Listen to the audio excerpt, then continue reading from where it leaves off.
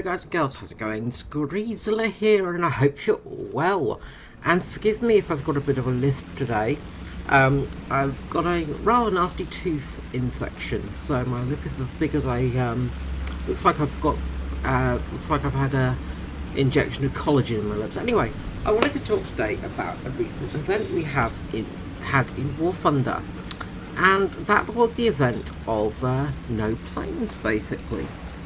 A ground version of battles where it was, I think, 6 on 6 total. And it was basically just no planes. It was 7 on 7, so not 6 on 6. But, you know, there were small teams. There was no planes, it was just pure tank battles, and oh my god was it fun.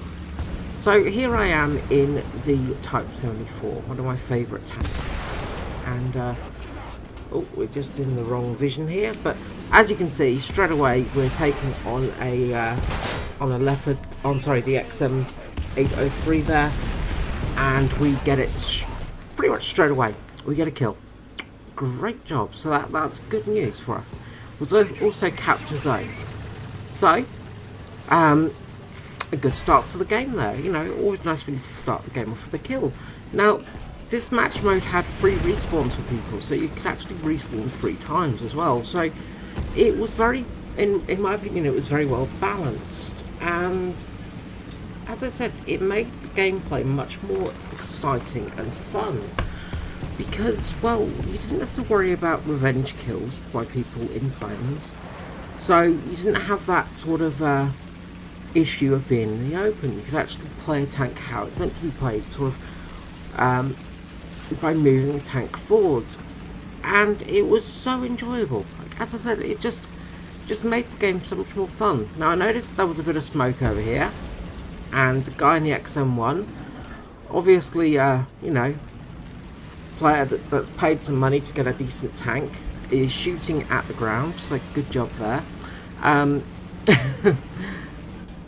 So we take our first shot, we go straight through the turret armor, and we take out his gunner and commander, so good first shot there. And he's going to start hiding, so we're just going to keep back in this section, just keep ourselves sort of relatively hidden. Now, this game mode was I think it was 8.0 to 8.7 was the match.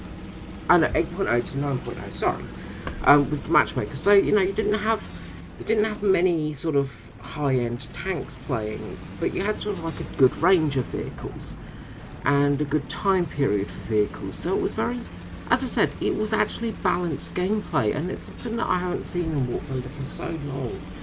It was just so much fun to actually be able to play a tank. Now, the Type 74 is a tank I love playing anyway. It's one of the better 7.7 tanks in the game.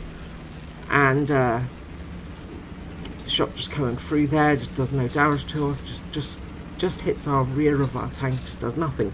But as I said, it's one of the most enjoyable 7.7s in the game, and in my opinion it's one of the most overpowered as well. Sorry, not 7.7, 8.7. Its predecessor, the STB, of course, is 7.7, and that is one of the most OP tanks in game because it's basically the same vehicle just without the APFDS shell, and this tank is very, very good. It's funny when you talk about Japanese tanks; they're either very good or very bad. There's no in between.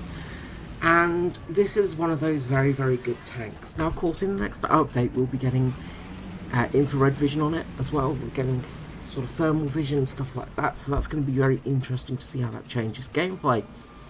This tank also has a 50 cal on top of it, so you can take out, you know, aerial threats relatively easily. But not having to worry about aerial threats, not having to worry about helicopters and planes and all that kind of stuff, just leads to pure tank gameplay, and it's a lot like a sort of FPS. You know, you've got to be careful, and you're basically playing a you know, you've got to keep an eye out for people and watch where you're going. You've got to keep an eye for your friends For any tanks pinging the map, things like that. You don't have the thing of aerial vehicle spotting as well. So in a built-up situation like this, which it is, advanced to the line is quite difficult in that respect, because it is a very built-up area. You have to be very careful, because you can very easily get taken out by another tank, because, well, you're fighting in very close combat, and you never know where they're going to be. Now, of course, with the markers on, we can tell where a tank's going to be, so we kind of know in advance that there's a Type 89 walking there.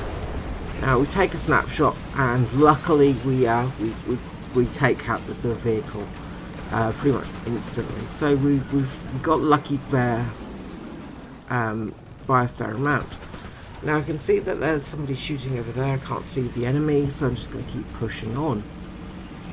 Now the reason the Type 89 is, sorry, the Type 74 is quite a good tank is because its frontal armor is relatively strong. It's a little bit trolly in how strong it is. This tank is basically a armored, well, not up-gunned really. It has the same gun as the Leopard. So it's not super, you know, it has got the same sort of gunnery system and all that kind of stuff, and so it's very similar to that, to the Mark 1s, of course, and very similar chassis design as well. But one thing this tank does have is the hydropneumatic suspension. Again, something that really can help out.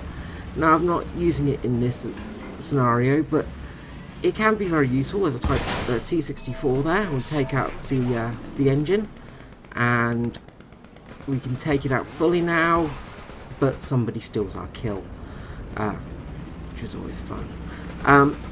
But, you know, well, not too bad. At least we managed to sort of get the assist and stuff like that. But this tank is very strong on its armor. You know, its hull armor is very strong.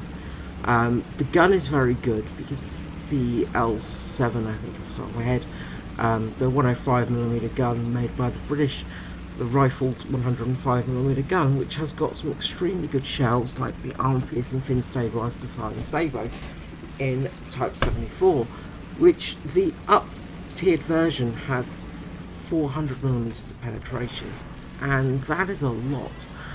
This thing can go through pretty much anything's armour, and for an 8.7, that's very, very handy indeed.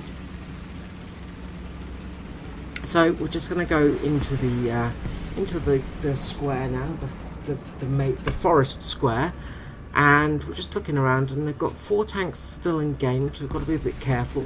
We've got to keep our eyes open, keep looking around, but things are looking pretty good now. We're actually, our team is holding out strong. We've only got 4 players ourselves, but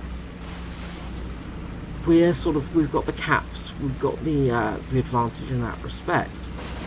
Sorry, I think I've only got 1 player actually. They're down to the 1 tank, sorry, not the 4 players, sorry, I think the wrong thing. So they've only got 1 vehicle left, and it's BMP2, so we've pretty much got this game won. The reason I wanted to highlight this was just to talk about the actual gameplay in this mode, and just how I wish that Gaijin will actually look at this and make this a regular thing, because it's just such fun. It's just so enjoyable having a tank battle where you can play as a tank and you're not penalised for playing a ground vehicle.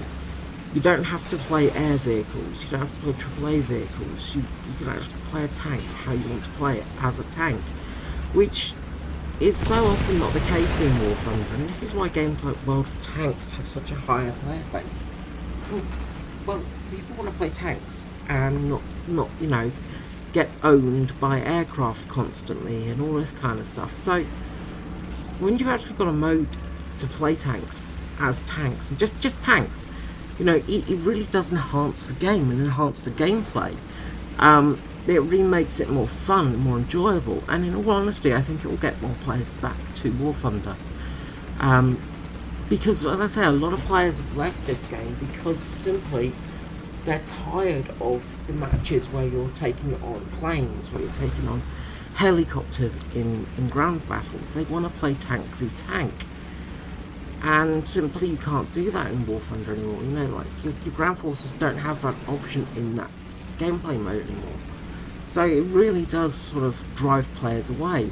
So having this as an option for all players, even if it's just an event every week where you have different VRs, you know, at least then people will be able to play tanks, but at least then people will be able to have fun in their tanks.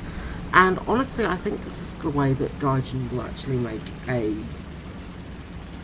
an advance in their game, because at the moment Gaijin is not advancing in the game. Gaijin is not increasing player numbers. The most player numbers you're going to see is around 60,000 players, which is bugger all, you know. And sure, there's probably about 100,000 players in War Thunder regularly, but that's nothing. That's a drop in the ocean. That's incredibly poor numbers for an MMO. And bringing in the option to actually play ground vehicles and enjoy them would be a really good idea. So we're going to head back to the hangar now and just have a quick look at the Type 74. So, as I said, Type 74 is just an absolute beast of a tank. As you can see, it's a very sleek, very low profile, and you can make it even lower with the suspension as well. The front hull armour here is, as I say, very trolly sometimes. You know, 80mm of armour on this section means that sometimes you will get ricochets, and you know, you're not always going to get penned.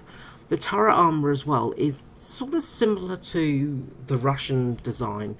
It's slightly curved, it's slightly rounded, so it's very very good, in all honesty. You know, if we look at the Leopard,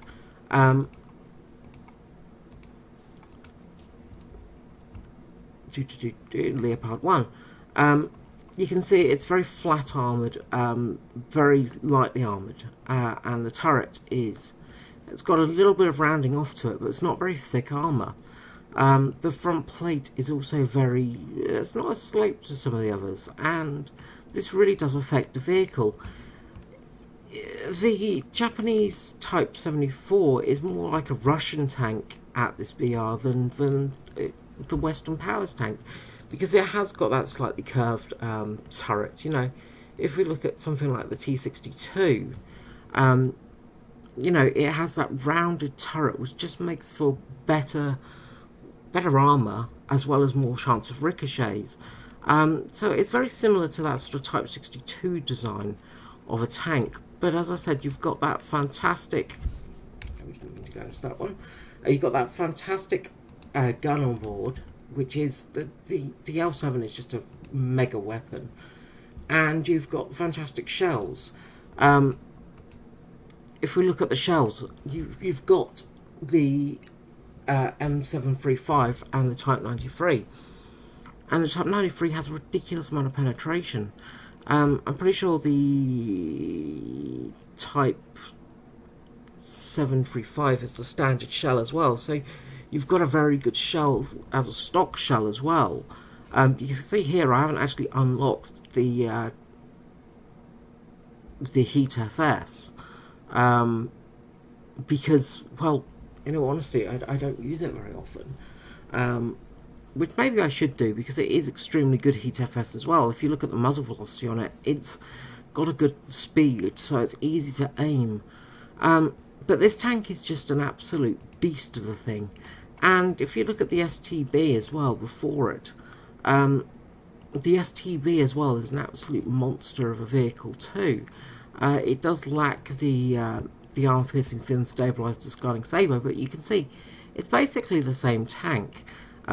Because this was, of course, the prototype vehicle, but you can see the design is very much the same, and that makes this tank very, very strong. If we look at the shell types, you can see you don't have that that APFDS, but you do have this fantastic Heat FS, which actually has more muzzle velocity than its bigger brother.